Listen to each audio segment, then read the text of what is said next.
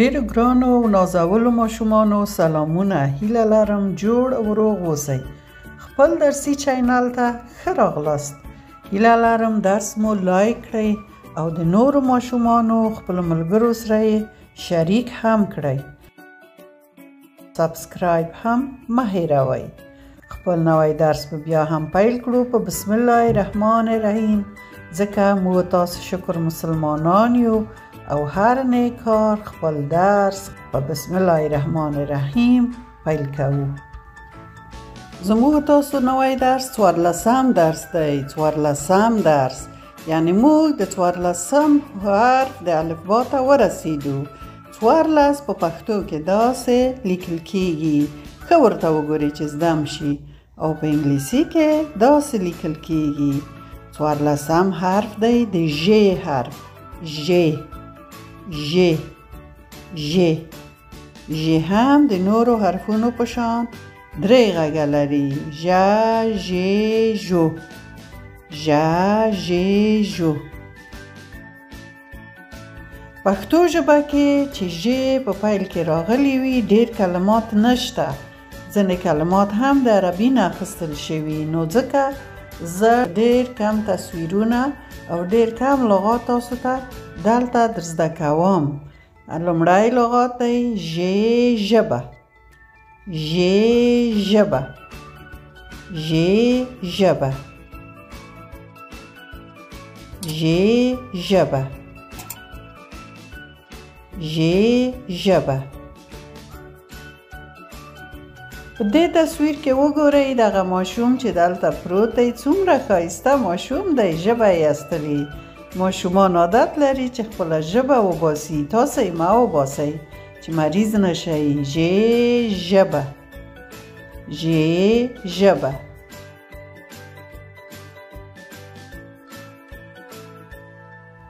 دی بل ښایسته ماشوم ته ګورئ، د هم خپله ژبه ایستلې ده. ژ ژبه. څنګه ښایسته ماشومان دي. ژ ژبه.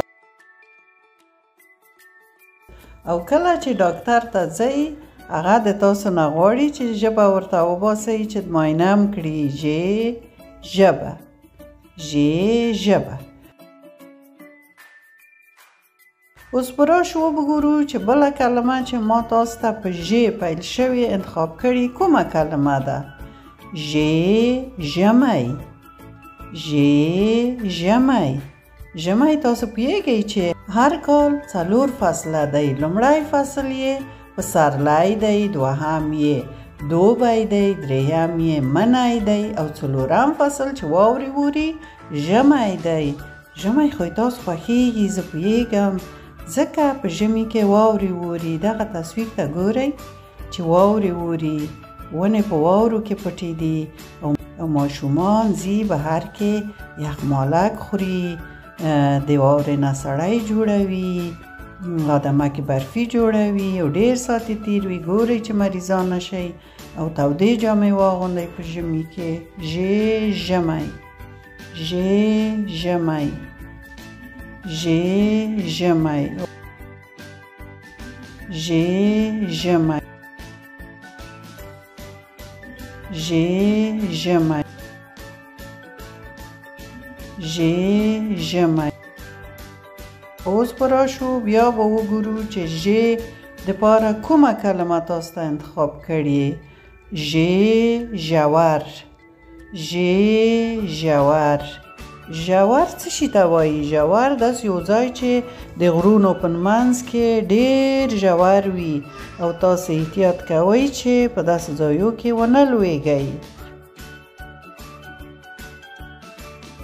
دغه ګورئ د غره نه د لاندې اوبه دي، دا ژور ځای دی.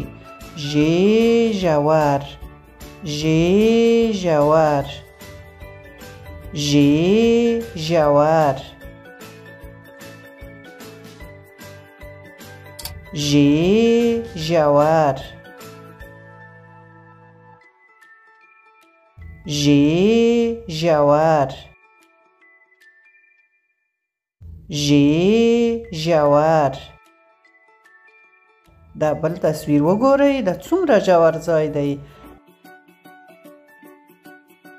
لار څومره کار ته راغلې دغه لار ژ ژور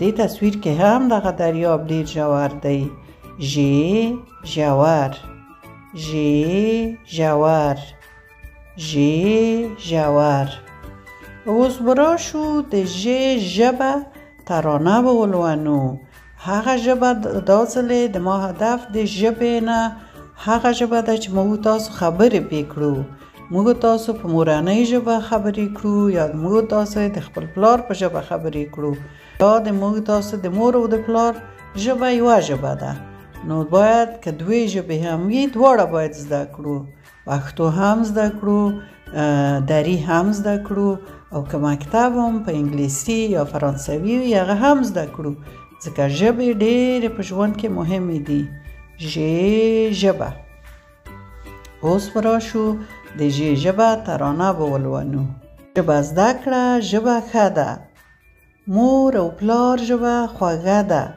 چې پرې زده کړې خپل درسونه هم ولولئ کتابونه یو ځل بیا به هم درته ووایم ژبه زده کړه ژبه ښه ده مور او پلار ژبه خوږه ده چې پرې زده کړې خپل درسونه هم ولولئ کتابونه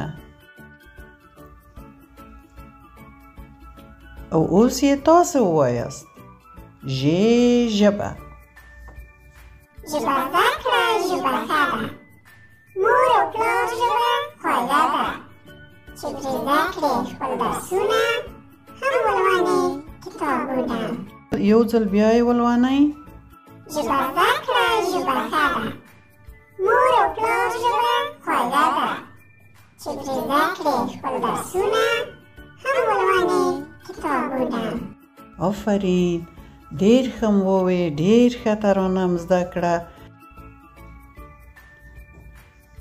او اوس د کارخانګي وخت دی د ژ حرف یوه صفحه په خپلو ښکلو کتابچو کې پاک صفحه ولیکئ او مورجان او پلارجان ته یې وښایاست چې اشتباه م نه وي کړې نور د تاسو وخت پوره شه د خدای په امان